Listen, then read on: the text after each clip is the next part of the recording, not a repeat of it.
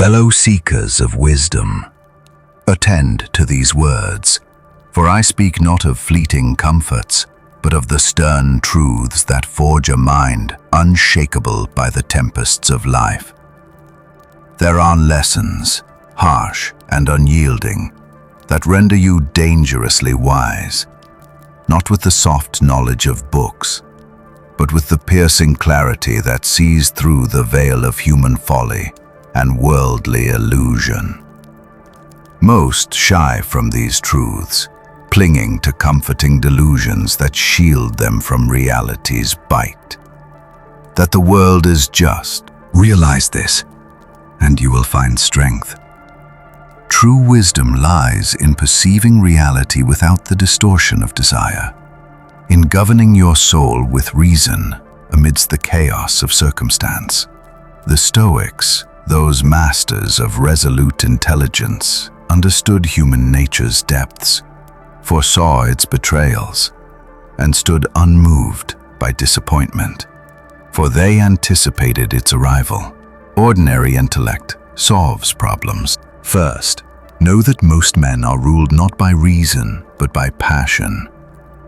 Their decisions spring from fear, desire, ego, or insecurity, cloaked in the guise of logic to justify what the heart has already chosen. This truth grants you mastery in every exchange, for by seeing the emotional undercurrents, you can predict actions, evade manipulation, and choose with clarity. I recall a family gathering where a kinsman boasted of purchasing a grand vehicle, costing a fortune. When challenged on its practicality, he offered reasoned defenses: its value, its utility, its reliability. Yet his eyes betrayed him. He urged us to observe our passions without being their slave, to pause and ask, what stirs within me? Does it cloud my judgment? This pause is the Stoics' discipline, creating space for wisdom to prevail. Epictetus taught that, while we cannot control events, we can master our responses. Most men react blindly and regret later. The wise pause, reflect, and act with purpose. In disputes, men defend not facts, but second, recognize that all men act in their own self-interest, even when they seem selfless. This is not a bitter judgment, but a sober truth that shields you from disillusionment. Every action, however generous, serves the actor's perceived gain, be it validation, power, or peace. I once admired a neighbor who tirelessly served our community, organizing events and aiding all. Her kindness seemed pure, until I saw it was a calculated step toward political ambition. Each act building a net. To fight self-interest is to battle the tide. Instead, ask, what does this soul seek? Your colleague's aid may seek favor, your friend's kindness a debt. Knowing this, you can align interests, crafting bonds where mutual gain replaces one-sided sacrifice. Seneca, in his dealings, built alliances where all prospered, not by demanding altruism, but by structuring mutual benefit. This wisdom protects you from betrayal and empowers you to forge enduring ties. Third, most men cannot bear the truth of their own flaws.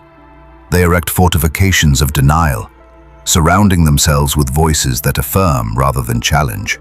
This keeps them trapped in unchanging patterns, blind to their role in their own misfortunes. I knew a man who lamented his lack of advancement, blaming politics and unfair superiors. When I suggested his tardiness and disputes might contribute, he bristled, weaving excuses for every fault. To admit his part would have meant owning his power to change, a burden too heavy for his fragile self-image. Marcus Aurelius ask, what truth do I avoid? What feedback do I dismiss?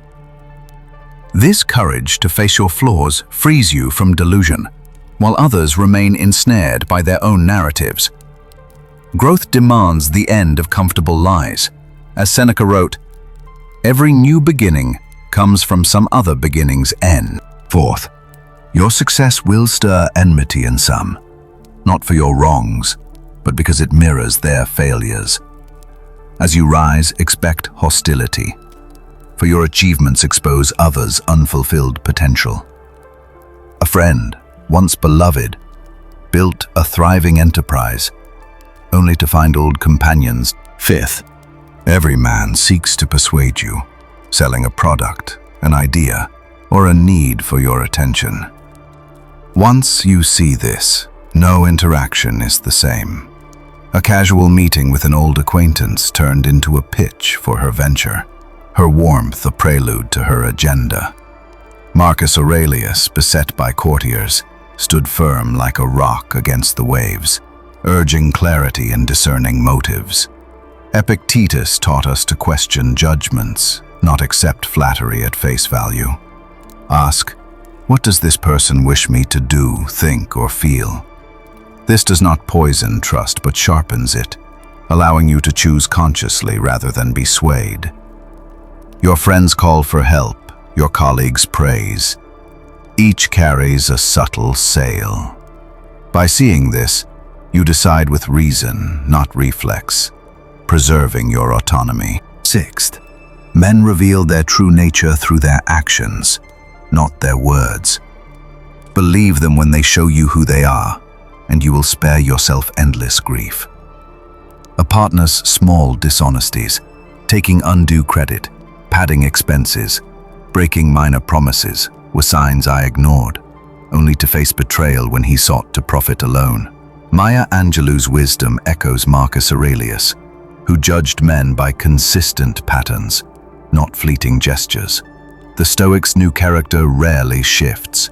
It merely reveals itself under pressure. Watch how men treat those who offer no gain, how they honor promises when inconvenient, how their words align with deeds. Trust patterns over vows, for they foretell the future. This lesson transforms how you see every soul, guarding you against false hopes. Seventh, comfort is the foe of growth, a subtle prison mistaken for safety. A neighbor, secure in his role, grew stagnant, his mind dulled by ease until redundancy exposed his vulnerability. Marcus Aurelius chose hardship over luxury, writing, "I have to go to work as a human being." The Stoics embraced discomfort, hard beds, simple fare, to build resilience. Growth demands challenge, for comfort breeds weakness. Seek skills that daunt you, for they hold your transformation. The professional who stops learning, the athlete who ceases striving, these are victims of ease. Epictetus saw difficulties as chances to forge virtue, urging us to ask, what am I avoiding? Where do I choose safety over growth? Embrace the hard path, for it leads to strength. Eighth, and most profound, you will die, and most of your worries are trivial in its shadow. This truth cuts through anxiety, clarifying what matters. An uncle facing mortality shed petty concerns, social slights, neighborhood rivalries, for deeper bonds and joys. Marcus Aurelius practiced memento mori, writing, "It is not death a man should fear, but never beginning to live." Death teaches us to let go of meaningless fears, disputes, approvals, trivialities, and focus on character, relationships, and contributions. Seneca urged self-examination, asking, "If I had 1 year, would this matter?" This clarity frees you to live with purpose, unburdened by what fades in the face of eternity. These lessons are not for harm, but for strength, not to wound others, but to shield yourself. The Stoics knew most live in delusion, weak and predictable. By embracing these truths, you join the few who see clearly and act wisely. Let your mind be your fortress, your reason, your guide. Cease chasing illusions of fairness or approval. Instead, master your responses. Align with human nature. Face your flaws. Endure envy. See persuasion. Trust actions. Seek challenge. And remember your mortality. In this lies your dangerous wisdom. A Stoic clarity that makes you unshakable in an uncertain world.